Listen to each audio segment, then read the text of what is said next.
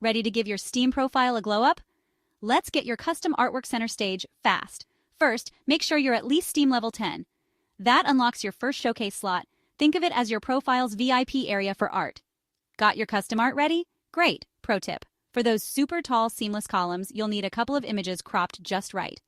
Steam.design is your secret weapon here. Now open Steam in your web browser. Chrome or Firefox works best. Go to your profile, click the Artwork tab, and hit Upload Artwork. Pick not game specific, name your art, and choose your file. Here's the magic right-click. Select Inspect, then open the Console tab. Paste this command. Don't worry, it's safe. Document.getElementsByName, image_width, 0. Value =, 1000. Document.getElementsByName, image_height, 0. Value =, 1. Certify, save, and repeat for more images. Finally, edit your profile, head to Featured Showcase, and select Artwork Showcase. Use the pencil icons to pick your art and arrange it. Save, and boom, your profile looks legendary. Quick tip: if your artwork looks weird or won't show up, set it to public and double-check your image sizes. Now go flex that fresh Steam